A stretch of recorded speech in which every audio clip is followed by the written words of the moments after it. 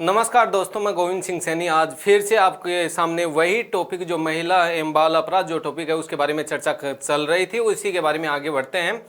पिछली क्लास में जो हमारी बातें चल रही थी वो महिला जो संरक्षण जो अधिनियम है उसके बारे में बातें कर रहा था और पहला जो अधिनियम है वो कंप्लीट हो गया था। हिंदू विवाह जो अधिनियम था वो 1955 में आया था और इस अधिनियम के तहत क्या कहा गया था कि हिंदू जो धर्म है उसमें विवाह को सबसे पवित्र बंधन माना गया है और जिससे कहते हैं कि जो सृष्टि है इसकी जो तीसरी संतान है उसकी उत्पत्ति हो सके। नेक्स्ट कहते हैं कि दोस्तों यूं ही नहीं बल्कि इसमें जो बालक की जो आयु निर्धारित हुई थी वो 21 वर्ष और बालिका की जो आयु निर्धारित हुई थी वो 18 वर्ष। नेक्स्ट कहते हैं कि दोस्तों यूं ही नहीं बल्कि अग्नि के समक्ष जो 7 फेरे लिए जाते हैं वो एक रस्म बताते हैं। नेक्स्ट और 7 वचन दिलाए जाते हैं। नेक्स्ट, यदि पहली पत्नी जीवित है और यदि व्यक्ति दूसरी शादी करता है तो उस व्यक्ति को कहते हैं कि भैया 7 साल की सजा सुनाई जाती है। नेक्स्ट, यदि पहले पत्नी जीवित है और उसके कहने से यदि दूसरी शादी करता है तो उस दौरान जो महिला है वो अपनी शिकायत या मुकदमा दर्ज करवा सकती है। उसके बाद में नेक्स्ट दूसरे अधिनियम के बारे में बातें हुई थी और वो दूसरा अधिनियम कौन सा था? अनैतिक देह व्यापार रोकथाम अधिनियम 1956। इस अधिनियम में मैंने ये कहा था कि जो वेश्यावृत्ति जो बढ़ रही जो वेश्यावृत्ति है उसमें जो व्यापार किया जाता है उसको रोकथाम और कहते हैं कि इसमें सुधार के लिए यह अधिनियम लाया गया या बनाया गया था। नेक्स्ट कहते हैं कि दोस्तों इस अधिनियम में कुछ बिंदु मैंने बताए थे, 7 बिंदु बताए थे। पहला बिंदु यह बताया था कि कोई जो व्यक्ति है वो किसी बच्चे या बालिका या नाबालिग के द्वारा जो किए गए जो वेश्यावृत्ति की कमाई पर निवास करता है तो उस व्यक्ति को सजा तो दी जाएगी लेकिन कम से कम 7 वर्ष और अधिकतम जो सजा दी जाएगी वो 10 वर्ष की दी जाएगी। उसके बाद में दूसरा पॉइंट मैंने ये बताया था कि कोई जो व्यक्ति है वो वेश्यावृत्ति के पैसों से जीवन यापन करता है तो उस व्यक्ति को कहते हैं कि सजा तो दी जाएगी लेकिन कहते हैं कि 2 वर्ष की सजा दी जाएगी। उसके बाद में मैंने यूं भी कहा था कि यदि 18 वर्ष से जो कम आयु का जो बालक है और उसको वेश्यावृत्ति करने के लिए या गैर कानूनी संभोग करने के लिए यदि फुसलाया जाता है, बहलाया जाता है तो उस व्यक्ति को सजा तो दिलाई जाएगी लेकिन 10 वर्ष की सजा दिलाई जाएगी। उसके बाद में मैंने ये कहा था कि विदेशी जो लड़कियों का जो आयात होता है यानी लाया जाता है गैर संभोग कार्य के लिए 21 वर्ष से कम हो तो ऐसी स्थिति में भी या करवाने या करने के लिए तो ऐसी स्थिति में कहते हैं कि साहब उस व्यक्ति को सजा तो दी जाएगी लेकिन 10 वर्ष की दी जाएगी। उसके बाद में नेक्स्ट 5वां जो बिंदु मैंने यूं 6वां बिंदु मैंने यूं बताया था कि जो वेश्यावृत्ति अधिकारियों के लिए बच्चों का बेचा जाता है तो ऐसी स्थिति में भी कहते हैं कि उस व्यक्ति को 10 साल की सजा होगी। और मैंने यूं कहा था कि जो सार्वजनिक स्थान होते हैं उन पर अश्लीलता का प्रदर्शन करता है तो उस दौरान कहते हैं कि भैया सजा तो होगी लेकिन 3 माह की सजा होगी। और उसके बाद में नेक्स्ट जो बिंदु बताया था मैंने बच्चों का जो वेश्यावृत्ति के लिए बच्चों को जो खरीदा जाता है तो उस दौरान भी कहते हैं कि साहब उस व्यक्ति को कितने साल की सजा होगी? 10 साल की सजा होगी। यहां तक हमारी जो बातें थी वो दोस्तों कंप्लीट हुई है। उसके बाद में नेक्स्ट जो अधिनियम आता है वो अधिनियम देख लो भाई, उत्तराधिकारी हिंदू उत्तराधिकारी। भैया मैं बात कर रहा हूं हिंदू उत्तराधिकारी अधिनियम के बारे में। ये हिंदू उत्तराधिकारी अधिनियम है और ये अधिनियम कहते हैं कि भैया कब पारित हुआ था, कब लागू हुआ था? ये अधिनियम भैया 1956 में लागू हुआ था। इसमें क्या कहा गया है तो देखो दोस्तों, इसमें कहा गया है कि जो माता पिता होती है, माता पिता होते हैं, उसकी जो संपत्ति होती है, संपत्ति उस पर जो अधिकार होता है वो कहते हैं कि भैया छोरे यानी कहने का मतलब लड़के का होता है, लड़के का। मैं कह रहा हूं कि इस अधिनियम के तहत क्या कहा गया कि माता पिता की जो संपत्ति होती है उसमें जो लड़के का अधिकार होता है उसी प्रकार से कहते हैं कि भैया उस संपत्ति में अधिकार किसका होगा? लड़की का होगा। किसका होगा? लड़की को होगा। तो कहने का मतलब ये हिंदू उत्तराधिकारी जो अधिनियम है इसमें यह बात कही गई है कि माता पिता की जो संपत्ति है उसमें लड़के और लड़की का जो बराबरी का हिस्सेदारी होगी। उसके बाद में नेक्स्ट एक अधिनियम आता है। अधिनियम कौन सा आता है? दहेज निषेध अधिनियम। दहेज को जड़ से समाप्त करो, ये अधिनियम। इस अधिनियम के बारे में मैंने ये बताया था कि साहब ये 1961 की बातें हैं। कब की बातें हैं? 1961 की। भैया एक एक बिंदु देखना, ध्यान से देखना भैया। इसके बारे में क्या कहा जाता है? विवाह से पहले भैया विवाह से पहले भी भैया मैं कह रहा हूं कि दहेज है वो लिया जाता है। पहले भी क्या लिया जाता है? दहेज लिया जाता है। और विवाह के बाद भी दहेज लिया जाता है, बाद भी दहेज लिया जाता है। और कहते हैं कि यूं ही नहीं, विवाह के समय भी क्या लिया जाता है? दहेज लिया जाता है दोस्तों। अब इसके संदर्भ में देखो, ये जो अधिनियम बना था, ये कहते हैं कि भैया मैं बातें कर रहा हूं 26 जून की, 26 जून 1961 को ये पारित हुआ था ये अधिनियम। ये अधिनियम पारित कब हुआ था? 26 जून 1961 को। नेक्स्ट, ये अधिनियम दोस्तों लागू तो हुआ था, लेकिन लागू कब हुआ था? तो कहते हैं कि 1 जुलाई 1961 को, 1 जुलाई 1961 को यह अधिनियम लागू हुआ था। उसके बाद में नेक्स्ट, अभी जो बात कर रहे हैं वो दहेज निषेध अधिनियम के बारे में 1961। इसमें कहा गया है कि विवाह से पहले भी, विवाह के समय भी और विवाह के बाद में भी क्या दहेज लिया जाता है। वो कहते हैं कि यह अधिनियम पारित कब हुआ था? 26 जून 1961 को। लागू कब हुआ था? 1 जुलाई 1961 को। नेक्स्ट, इससे संबंधित जो धाराएं हैं वो देख लो। धारा 2, धारा 3 भैया, और धारा तो आएगी लेकिन 4 आएगी, धारा 4A आएगी। कहते हैं कि भैया धारा तो आएगी लेकिन 6 आएगी, और धारा तो आएगी लेकिन भैया 8A आएगी, और धारा भैया मैं कह रहा हूं कि 8B। ये इस दहेज से संबंधित धाराएं हैं दोस्तों। देखो एक एक के बारे में देखो, चर्चा करते हैं भैया। सबसे पहले धारा 2 क्या कहती है? तो इसमें कहते हैं कि दहेज है, इस दहेज का मतलब बताया गया है। मतलब कि कोई भी संपत्ति होती है, कोई भी क्या होती है? संपत्ति, या भैया बहुमूल्य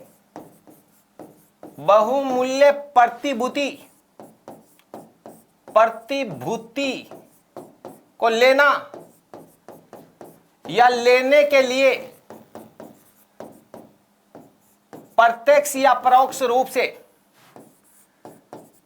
प्रत्यक्ष या परोक्ष रूप से जो तैयार होता है, यह दहेज है। दहेज का मतलब धारा 2 में बताया गया है। मैं कह रहा हूं कि धारा 3 क्या कहता है? धारा 3 यह कहता है कि दहेज है वो लेने व देने वाला, लेने व देने वाला, दहेज लेने व देने वाला, दहेज लेने व देने में सहयोग करने वाला व्यक्ति, साथ निभाने वाला व्यक्ति। कहते हैं कि इन दोनों को, जो दहेज लेने या देने वाला व्यक्ति, दहेज लेने व देने में सहयोग करने वाला व्यक्ति, इनको भैया सजा तो होगी, सजा। लेकिन कितने साल की सजा होगी रे? 5 साल की सजा होगी भैया। कितने साल की? 5 साल की दोस्तों। और यूं ही नहीं, कहते हैं कि इनको जुर्माना तो लगेगा, लेकिन कहते हैं कि भैया कितना लगेगा? तो 15,000 रुपए। 15,000 भैया। कितने हजार? 15,000। ये धारा कौन सी कर रही है? 3 कह रही है। धारा 4 क्या कर रही है? धारा 4 ये कह रही है कि साहब जो दहेज है उसको लेने व देने में उकसाने वाले, भड़काने वाले, कि मारा टिंगर को जब ब्याह हुई हो तो मैं तो चील गाड़ी ले आया है, रेलगाड़ी ले आया है। क्यों ले आया होगा बेटा? तू तेरी बेटी ने देसी जना तो मैं भी लिया से नहीं, कौन लिया। तो कहने का मतलब दहेज लेने व देने में उकसाने वाले व्यक्ति, छोरो नौकरी लागो, हेलीकॉप्टर चाहिए, अया इसकी मुसड़ का धजा बन रही है भाई, ठीक है। दहेज लेने व देने में उकसाने वाले व्यक्ति को कहते हैं कि भैया सजा तो होगी, लेकिन न्यूनतम सजा कहते हैं कि भैया 6 माह। कितने माह? 6 माह होगी। और अधिकतम जो सजा है, अधिकतम 2 वर्ष बताते हैं दोस्तों। कितने वर्ष? 2 वर्ष। नेक्स्ट कहते हैं कि इस पर जुर्माना तो लगेगा, लेकिन जुर्माना कितना लगेगा रे? तो 5,000 रुपए। ये पहले यह प्रावधान किया गया था, लेकिन ये जो दहेज जो उन्मूलन कानून 1961 है, इसमें संशोधन हुए हैं 1984 और 86 में। 1986 में इस जुर्माना राशि को 5,000 से बढ़ाकर कितने हजार रुपए कर दिया गया है? तो 10,000 रुपए कर दिया गया है भैया। कितने हजार रुपए? 10,000 रुपए। उसके बाद में नेक्स्ट, जो अभिभावक होते हैं लड़की के, जो माता पिता होते हैं वधू के, उस माता पिता से कहते हैं कि जो बेवकूफ होते हैं, जो दहेज मांग करते हैं, दहेज क्या करते हैं? मांग करते हैं, उस व्यक्ति को भी वही सजा मिलेगी जो इनको मिलती है, वही सजा मिलेगी जो इन व्यक्तियों को दी जाती है। 1986 में जो संशोधन हुआ था भैया, 1986 में क्या हुआ था? संशोधन हुआ था। और इस संशोधन में यह कहा गया था, क्या कहा गया था? कि साहब जो न्यूनतम सजा तो होगी इस मामले में, दहेज वाले मामले में न्यूनतम सजा तो होगी, लेकिन कितने माह? 6 माह होगी। और अधिकतम जो सजा होगी वो कितनी बताई? तो अधिकतम सजा तो बताई, लेकिन कहते हैं कि भैया 10 साल, 10 साल तक होगी। कितने साल तक? 10 साल तक। यदि मामला बिगड़ता है, कहने का मतलब मामला क्या होता है? बिगड़ता है, तो आजीवन कारावास भी हो सकता है। लेकिन यहां 1986 में जो संशोधन हुआ उसमें न्यूनतम सजा 6 माह और अधिकतम सजा 10 साल। भैया ये इतना मामला समझ में आया क्या? अभी तक धाराएं 4 ही हुई हैं। देखो पहली धारा के बारे में मैंने क्या बताया कि इसमें दहेज का मतलब है, मतलब क्या है कि कोई जो संपत्ति है या बहुमूल्य जो प्रतिभूति है वो लेना, और लेने के लिए प्रत्यक्ष या परोक्ष रूप से सहमति देना या तैयार रहना, तो उसको दहेज का मतलब माना गया। धारा 3 क्या कहती है? दहेज लेने व देने वाला व्यक्ति और दहेज लेने व देने में सहयोग करने वाला व्यक्ति, उसको सजा तो होगी, लेकिन कितने वर्ष की? 5 वर्ष की। और उसके लिए जुर्माना कितना? 15,000 रुपए। नेक्स्ट, धारा 4 क्या कह रही है? दहेज लेने व देने में उकसाने वाले व्यक्ति को जो सजा तो होगी, लेकिन न्यूनतम 6 माह और अधिकतम 2 वर्ष। जुर्माना पहले 5,000 रुपए, 1986 में यह जुर्माना बढ़ाकर कितने हजार रुपए कर दिया गया? 10,000 रुपए। यदि लड़की है, उसके माता पिता से, अभिभावक से दहेज जो व्यक्ति मांगता है, तो उसके लिए भी वही सजा होगी, या जो माता पिता दहेज देते हैं उनके लिए भी वही सजा होगी। नेक्स्ट, 1986 में संशोधन कर दिया गया और कहा गया कि न्यूनतम सजा इसमें कितने? 6 माह की, और अधिकतम सजा कितने? 10 साल की होगी। ये यहां तक धारा 4 तक तुमको समझ में आया होगा। उसके बाद में नेक्स्ट धारा आएगी, लेकिन भैया 4A आती है। ये क्या कहती है?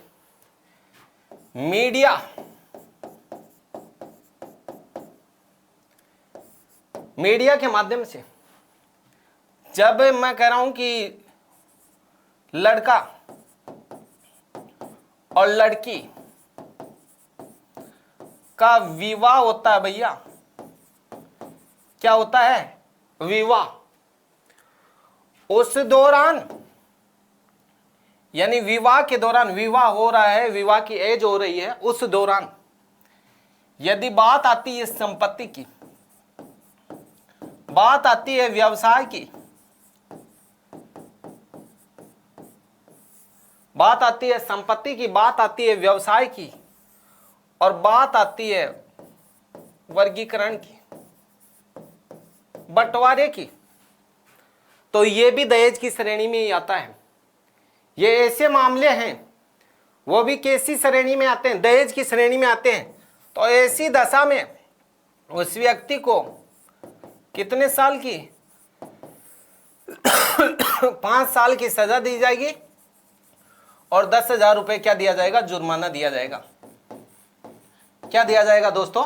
जुर्माना दिया जाएगा। ये बात समझ में आई होगी। मैं कह रहा हूं कि धारा आएगी, वो कौन सी आएगी? 6 आएगी। 6 में क्या लिखा हुआ है? दहेज विवाहिता, विवाहिता के अतिरिक्त अन्य किसी व्यक्ति के द्वारा, अन्य किसी व्यक्ति के द्वारा व्यक्ति के द्वारा क्या ग्रहण किया जाता है, ग्रहण किया जाता है, तो ऐसी स्थिति में भैया जो दहेज विवाहिता के अतिरिक्त अन्य किसी व्यक्ति के द्वारा क्या किया जाता है, ग्रहण किया जाता है, तो ये कौन सी धारा में लिखा हुआ है, धारा 6 में लिखा हुआ है। उसके बाद में नेक्स्ट आता है धारा 8A। ये क्या कहती है, धारा 8 ये कहती है कि कोई भी जो मामला है, मामला, वो मामला यदि 1 साल हो गया है उस मामले को, तो 1 साल के भीतर उसकी क्या करनी चाहिए, शिकायत करनी चाहिए। दहेज से संबंधित जो कोई भी जो मामला है उसको 1 साल से अधिक समय नहीं होना चाहिए। ये धारा कौन सी कर रही है, 8A कर रही है। धारा 8(2) या 8B ये क्या कर रही है कि इसके लिए दहेज निषेध पदाधिकारी की क्या की जाएगी, पदाधिकारी की भैया मैं कह रहा हूं कि नियुक्ति की जाएगी। क्या की जाएगी, नियुक्ति की जाएगी। तो ये जो दहेज से संबंधित जो धाराएं थी वो बातें क्या हुई, कंप्लीट हुई। ये बात समझ में आई होगी तुमको।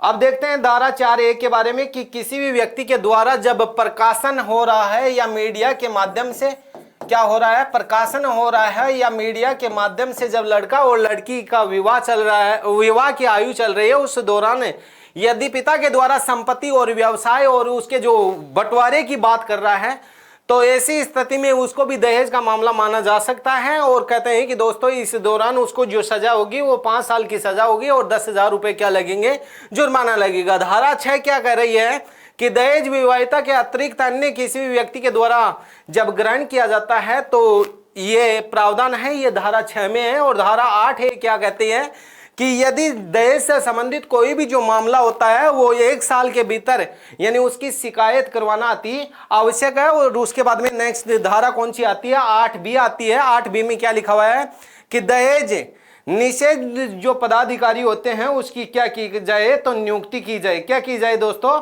नियुक्ति की जाए। ये प्रावधान कहते हैं कि किस में लिखा हुआ है, यानी धारा 8B में लिखा हुआ है। तो ये बात समझ में आई क्या।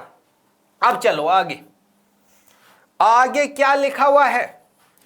आगे मैं कह रहा हूं कि मैं बात कर रहा हूं आईपीएससी की जो धारा है, आईपीएससी की जो धारा आती है वो भैया कौन सी आती है, तो 304 आती है। अरे 304, यदि विवाह हो गया, ब्याह हो गया, शादी हो गई भैया, शादी के मैं कह रहा हूं कि सब 7 साल के भीतर, 7 साल के भीतर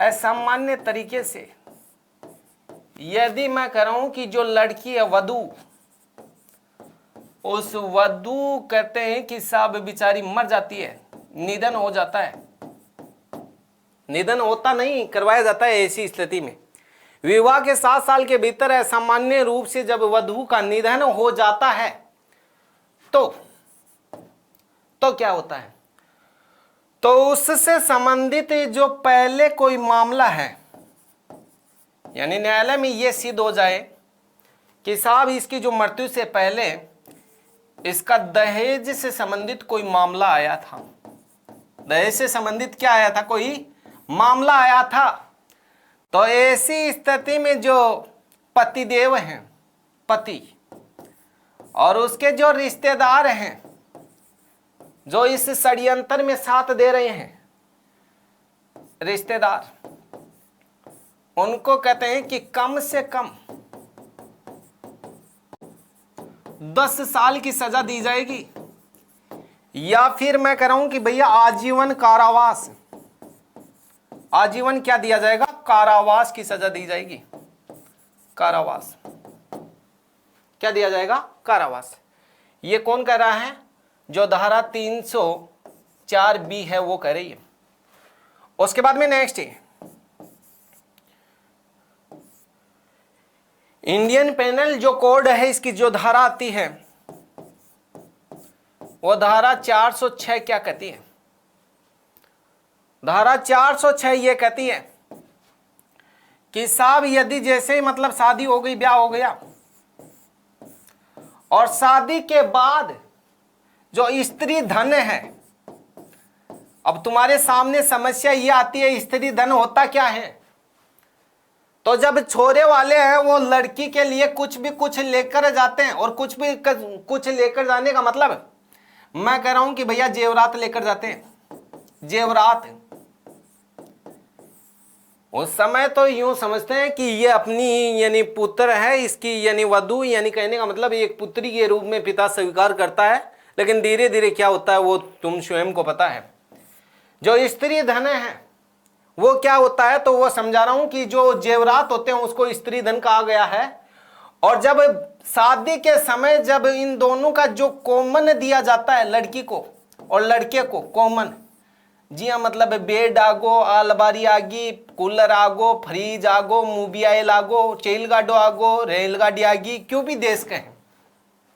तो कहने का मतलब जो ये कॉमन चीजें दी गई हैं उसको भी स्त्री धन कहा जाता है। अब ये जो धारा 406 क्या कह रही है कि यदि स्त्री उसको मांगती है अपने स्त्री धन को, और पतिदेव ऐसा बेवकूफ होता है कि वो देता नहीं है, या फिर स्त्री के पास स्त्री धन होता है या पति उसको छीन लेता है, तो ऐसी स्थिति में उस ऐसे पतिदेव को, ऐसे बेवकूफ पति को जो सजा होगी वो सजा तो होगी, लेकिन कितने साल की रे, तो 10 साल की सजा होगी। कितने साल की सजा होगी? 10 साल की सजा होगी। उसके बाद में नेक्स्ट कहते हैं कि आईपीएससी की जो धारा आती है वो कौन सी आती है, तो आईपीएससी की जो धारा आती है वो 398 ये आती है। सॉरी, 10 साल की सजा नहीं होगी, उसको जो सजा होगी वो कितने साल की होगी, तो 3 साल की होगी रे। ऐसी स्थिति में जो सजा होगी वो कितने साल की? 3 साल की होगी, जो स्त्री धन नहीं देता है। आईपीएससी की जो धारा आती है वो 498 भी आती है। इसमें क्या लिखा हुआ है कि यदि कोई जो स्त्री है उसको ऐसे बेवकूफ जो परिवार वाले जो पति होते हैं, पति भी बेवकूफ हो सकते हैं, कोई जरूरी नहीं, उसके माता पिता भी बेवकूफ हो सकते हैं, कोई जरूरी नहीं। कुछ परिवार होते हैं जो यूं नहीं समझते कि ऐसा अपनी पुत्री के साथ हो तो क्या होगी ऐसी दशा, वो ऐसे तो समझते नहीं है। लेकिन पराई जो यानी लड़की आती है उसके साथ अत्याचार करते हैं, दुर्व्यवहार करते हैं। तो कहने का मतलब यदि कोई जो स्त्री है उसका जो पति है या उसके कोई माता पिता है या रिश्तेदार है उसको दहेज के लिए क्या करते हैं, बेचारी को प्रताड़ित करते हैं। क्या करते हैं? प्रताड़ित। तो ऐसी स्थिति में आईपीएससी की जो धारा 498 बी के तहत उस व्यक्ति को जो सजा तो होगी, लेकिन कितने साल की होगी? 3 साल की सजा होगी। कम है, मैं तो कह रहा हूं कि बढ़ा दो इस सजा को। अरे भैया ये बात समझ में आई क्या? सबसे पहले जो आईपीएससी की जो धारा है वो 403 के बारे में हमने पढ़ा कि विवाह के 7 साल के भीतर यदि किसी पत्नी की या किसी भी जो महिला की असामान्य रूप से मौत हो जाती है, लेकिन उसका जो पहले जो मामला जा चुका है या न्यायालय में यह सिद्ध कर दे कि इसको दहेज के लिए प्रताड़ित किया गया है और उसके बाद में इसका मर्डर किया गया है, तो ऐसी स्थिति में यह साबित हो जाता है, तो ऐसी स्थिति में पति और इसके रिश्तेदार को कम से कम 10 साल की सजा होगी या फिर आजीवन कारावास भी हो सकता है। आईपीएससी की जो धारा 406 में क्या लिखा हुआ है कि यदि जब स्त्री है वो अपना स्त्री धन मांगती है और पति देता नहीं है या पति उसका स्त्री धन है वो छीन लेता है, तो ऐसी स्थिति में उस पति को कितने साल की सजा होगी? 3 साल की सजा होगी। उसके बाद में आईपीएससी की जो धारा है वो 498 बी क्या कहती है कि साहब यदि कोई भी जो स्त्री है उसको दहेज के लिए प्रताड़ित किया जाता है, तो आईपीएससी की जो धारा है वो 498 के तहत उस महिला को उस पुरुष को कहते हैं कि कितने साल की सजा दी जाएगी? 3 साल की सजा दी जाएगी। यहां तक बातें समझ में आई होगी। मैं कह रहा हूं कि भैया एक आता उपहार। उपहार क्या होता है? दहेज में एक आता है उपहार कि स्त्री धन और उपहार। उपहार का मतलब यह होता है कि पति और उसके जो रिश्तेदारों को कुछ दिया जाता है, उसको उपहार कहा जाता है। अब सुनो रे, देखो ये जो दहेज उन्मूलन कानून बना था, दहेज उन्मूलन कानून, ये बना कैसे था? तो ये संयुक्त अधिवेशन के माध्यम से बना था। कौन से अधिवेशन के माध्यम से? संयुक्त अधिवेशन के माध्यम से। और ये जो संयुक्त अधिवेशन है, इसका जो प्रावधान देखने को मिलता है वो आर्टिकल कौन से में देखने को मिलता है? 108 में एम्बुलेंस आती है भैया। 108 में संयुक्त अधिवेशन का प्रावधान है। संयुक्त अधिवेशन 3 परिस्थितियों में बुलाया जाता है। नंबर 1, जब नवीनतम लोकसभा का क्या हो रहा हो, गठन हो रहा हो। नंबर 2 परिस्थिति, 9 वर्ष के प्रथम सत्र चल रहा हो उस दौरान। और तीसरी स्थिति में कहते हैं कि जब साधारण विधेयक पर दोनों सदनों में गतिरोध पैदा होता है, टकराव पैदा होता है, तो ऐसी स्थिति में यह संयुक्त अधिवेशन बुलाया जाता है। 2 परिस्थितियों में जब संयुक्त अधिवेशन बुलाया जाता है तो राष्ट्रपति के द्वारा विशेष अभिभाषण, विशेष लेक्चर दिया जाता है। लेकिन तीसरी परिस्थिति में जब संयुक्त अधिवेशन बुलाया जाता है तो कोई भी जो कोई कानून है उसका निर्माण होता है। और अब तक ऐसा संयुक्त अधिवेशन जो बुलाने का कार्य कौन करता है?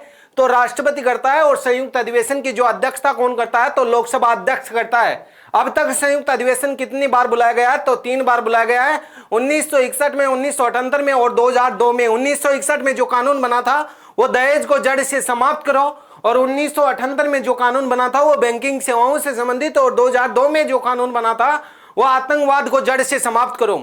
1961 में जो कानून बना था ये दहेज उन्मूलन कानून, उस समय जो कहते हैं कि राष्ट्रपति किसको बताते हैं? तो डॉक्टर राजेंद्र प्रसाद को बताते हैं। जबकि प्रधानमंत्री कौन था रे? तो पंडित जवाहरलाल नेहरू था। और उस समय इस बैठक की अध्यक्षता किसने की थी? तो अनंत सेन आयंकर ने, यानी ये लोकसभा अध्यक्ष था। अब तुम्हारे सामने क्वेश्चन ये आता है कि साहब जो कानून होता है, कानून यानी जो अधिनियम होता है, कुछ स्टूडेंट पूछ रहे थे कि अधिनियम है। देखो दोस्तों, मैं पहले स्त्री जो अपराध है उसके अधिनियमों की बात कर रहा हूं। कुछ बच्चे बोल रहे थे कि साहब ये अधिनियम नहीं बताया, ये अधिनियम नहीं बताया, वो बालकों से संबंधित अधिनियम है। अभी यहां जो बात कर रहा हूं वो महिला संरक्षण से संबंधित जो अधिनियम है उसके बारे में बात कर रहा हूं। एक एक अधिनियम बता रहा हूं। अब ये जो अधिनियम बनता कैसे है, तो ये बातें भी मैंने जो स्टूडेंट मेरे से पॉलिटिकल साइंस पढ़ा है उनको तो मैं बताया हूं कि अधिनियम कानून बनता कैसे है। सबसे पहले जो कैबिनेट स्तर के मंत्री होते हैं ये विधेयक की क्या तैयार करते हैं? रूपरेखा तैयार करते हैं। और रूपरेखा तैयार करने के बाद कहते हैं कि ये जो विधेयक है उसकी सामान्य जानकारी अपने अपने सदन के सदस्यों को देते हैं। यानी कैबिनेट स्तर का जो मंत्री होता है वो लोकसभा का भी होता है और राज्यसभा का भी होता है। सामान्य जानकारी इसको देते हैं। और उसके बाद नेक्स्ट इस विधेयक की जो लिखित पत्रावली है वो लोकसभा अध्यक्ष को देते हैं। पहला चरण यहां तक चलता है अधिनियम का। दूसरे चरण में लोकसभा अध्यक्ष इस विधेयक के लिए समय और तारीख निर्धारित करता है। और उस समय और तारीख पर विधेयक की कहते हैं कि साहब बारीकी से जांच होती है।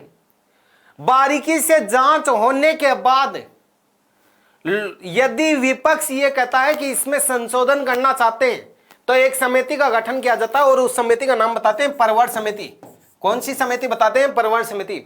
लोकसभा की परवर समिति अलग होती है, राज्यसभा की अलग होती है। इन दोनों की संयुक्त भी हो सकती है। यदि लोकसभा की परवर समिति होती है तो उसमें 30 सदस्य होते हैं, और राज्यसभा की परवर समिति होती है तो 15 सदस्य होते हैं। कुल परवर समिति, संयुक्त परवर समिति होती है तो 45 सदस्य होते हैं। परवर समिति अपनी रिपोर्ट देती है लोकसभा अध्यक्ष को, लेकिन ये लोकसभा अध्यक्ष पर निर्भर करता है कि इस रिपोर्ट को माने या न माने। उसके बाद में नेक्स्ट ये विधेयक है वो किसके पास जाता है? राष्ट्रपति के पास जाता है। और राष्ट्रपति उस विधेयक को पुनर्विचार के लिए संसद में लौटा देता है। पुनर्विचार करने के बाद संसद वापस राष्ट्रपति के पास भेजती है। और राष्ट्रपति के पास ये जब ये विधेयक पहुंचता है तो राष्ट्रपति उस पर क्या करेगा? हस्ताक्षर करेगा। हस्ताक्षर करने के बाद वह विधेयक क्या बन जाता है? अधिनियम बन जाता है भैया, कानून बन जाता है। क्या बन जाता है? कानून। तो यहां तक बात समझ में आई क्या दोस्तों? देखो यहां तक तुमको बात समझ में आई होगी आशा मैं तो यही करता हूं। और बाकी नहीं आई तो एक बार देख लो, फिर से देख लो। हिंदू उत्तराधिकारी अधिनियम 1956 है। इसके बारे में मैंने यह बताया था कि माता पिता की जो संपत्ति होती है उसमें लड़के और लड़की का जो अधिकार होगा वो बराबर का होगा। दूसरा बताया था दहेज निषेध अधिनियम, ये 1961। इसके बारे में मैंने ये बताया था कि 26 जून 1961 को पारित हुआ और लागू 1 जुलाई 1961 को हुआ। इसमें दहेज है ये विवाह से पहले भी लिया जाता है, विवाह के समय भी लिया जाता है और विवाह के बाद भी लिया जाता है। उसके बाद में नेक्स्ट दूसरी जो मैंने बताया था उसमें धाराएं बताई थी। धाराओं में क्या बताया था कि सबसे पहले धारा 2 आती है, धारा 3 आती है, 4 आती है, 4A आती है, 6 आती है, 8A आती है और 8B आती है। धारा 2 में मैंने ये बताया कि दहेज का जो मतलब है वो कोई संपत्ति या बहुमूल्य जो प्रतिभूति है उसका लेना या लेने के लिए प्रत्यक्ष या परोक्ष है। उसके बाद में धारा 3 में मैंने बताया कि दहेज लेने वाला व्यक्ति या जो देने वाला व्यक्ति है या इनको क्या जो सहयोग करने वाला व्यक्ति है उनको 5 साल की सजा होगी और कहते हैं कि उसके लिए जो जमानत जब्त जो जुर्माना है वो 15,000 रुपये निर्धारित किया गया था। उसके बाद में मैं नेक्स्ट धारा 4 के बारे में मैंने ये बताया कि दहेज लेने व देने में उकसाने वाले व्यक्ति को न्यूनतम जो सजा होगी वो 6 माह की और अधिकतम सजा होगी वो 2 वर्ष की। और जुर्माना पहले 5,000 रुपये था, लेकिन 1986 में इस जो अधिनियम था 1961 का, इसमें 1984 और 1986 में संशोधन किया गया, जिसके तहत ये जुर्माना बढ़ाकर कितने हजार रुपये कर दिया, 10,000 रुपये। अभिभावक से कोई दहेज मांगता है तो वही सजा का प्रावधान इसमें देखने को मिलता है। 1986 में संशोधन में कहा गया कि न्यूनतम जो सजा दी जाएगी वो 6 माह की और अधिकतम सजा दी जाएगी वो 10 साल की दी जाएगी। उसके बाद में नेक्स्ट जो धारा 4A है वो क्या कहती है कि प्रकाशन और मीडिया के माध्यम से यदि लड़का और लड़की की जो विवाह है उसके अपर के समय यानी बात करें पिता किसका बंटवारे के लेकर, संपत्ति को लेकर या व्यवसाय को लेकर, तो ऐसी स्थिति में उसको 5 साल की सजा होगी और 10 साल का 10,000 रुपये जुर्माना लगेगा। धारा 6 क्या कहते हैं कि दहेज विवाहिता के अतिरिक्त अन्य किसी व्यक्ति के द्वारा ग्रहण करना। और धारा 8 है कि में क्या लिखा हुआ है कि मामला 1 साल के भीतर है, यानी जैसे ही दहेज का कोई मामला आता है तो 1 साल के भीतर है यानी इसकी शिकायत होनी चाहिए। और धारा 8B में क्या लिखा हुआ है कि दहेज निषेध पदाधिकारी की नियुक्ति करना। उसके बाद में नेक्स्ट कहते हैं कि दोस्तों यूं ही नहीं बल्कि मैंने IPSC की जो धारा बताई है वो 304B में मैंने ये कहा कि 7 साल के भीतर यदि किसी भी लड़की का असामान्य रूप से निधन हो जाता है और उसके दहेज का मामला यदि कोर्ट में सिद्ध होता है तो इस दौरान उस व्यक्ति या उसके जो रिश्तेदार हैं उसको कम से कम 10 साल की सजा और अधिकतम है ये आजीवन कारावास हो सकता है। धारा जो आती है वो 406 आती है, उसमें लिखा हुआ है कि यदि स्त्री धन वापस नहीं दिया जाता है या छीन लिया जाता है तो ऐसी स्थिति में उस पति को 3 साल की सजा होगी। और IPSC की जो धारा है वो 498B के तहत क्या कहा गया है कि साहब जो स्त्री है उसको दहेज के लिए प्रताड़ित किया जाता है तो ऐसी स्थिति में कहते हैं कि साहब उस व्यक्ति को भी कितने साल की सजा होगी। उसके बाद में नेक्स्ट कहते हैं कि दोस्तों मामला यहाँ तक होता तो ठीक था, लेकिन मैंने ये बता दिया कि जो दहेज जो अनुमूलन कानून है ये संयुक्त अधिवेशन के माध्यम से यानी बना है। संयुक्त अधिवेशन अब तक कितनी बार बुलाया गया है तो 3 बार बुलाया गया है। मैंने 1961, 1978 और कहते हैं कि दोस्तों 2002 में बताया है। नेक्स्ट संयुक्त अधिवेशन की जो अध्यक्षता करता है वो लोकसभा अध्यक्ष करता है। और उसके बाद में नेक्स्ट मैंने ये भी बताया है कि कानून किस प्रकार से बनता है, तो बाकी जो चर्चा करेंगे वो